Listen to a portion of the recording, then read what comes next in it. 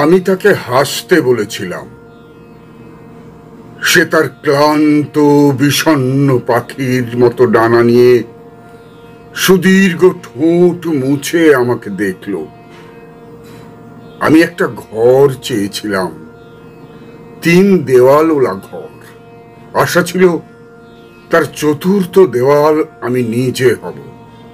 একটা সাজ ঘর, যেখানে ক্রেপ, স্পিরিট গাম, জিঙ্কের মদির গন্ধে আমি সাজব।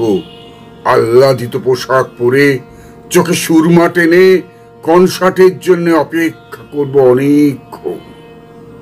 তারপর রাত একটু বাড়লেই চারিদিকের হ্যাজাকের আলোয় লুব্ধ অথচ নির্মোহ পতঙ্গেরা যখন ডানা পুড়িয়ে পুড়িয়ে মহৎ মৃত্যুতে শহীদ হতেই থাকবে, গান শুনে শুনে বৃত্তের মতো চোখ যখন আমাকে চাইবে, তখন আমি সম্রাটের মতো সামনে আসব আমার সব কথা নিয়ে। তখন আমি ঈশ্বরের সন্তানের মতো দেশহীন কালহীন প্রান্তরে দাঁড়িয়ে কথা কইব, আর মানুষ মানুষ আমারই মতো মানুষ আমাকে ভালোবাসবে।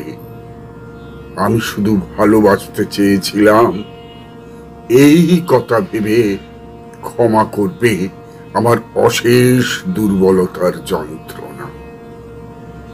তখন আসরের চারধারে সবাই কাঁদবে, আর পাশে বসা রক্তের শিশুকে জড়িয়ে ধরে ভাববে, আমি একে অভিশপ্ত হতে দেব না।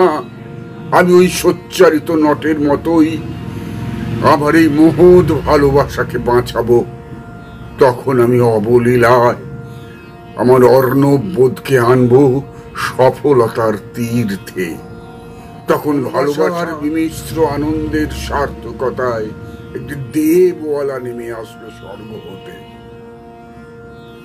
আমার দেশের, আমার প্রতিবেশীর কাছে বলবে, তোমরা মুক্ত, তোমরা শুদ্ধ, দুশ্চর তপস্যায় তোমরা অমৃত।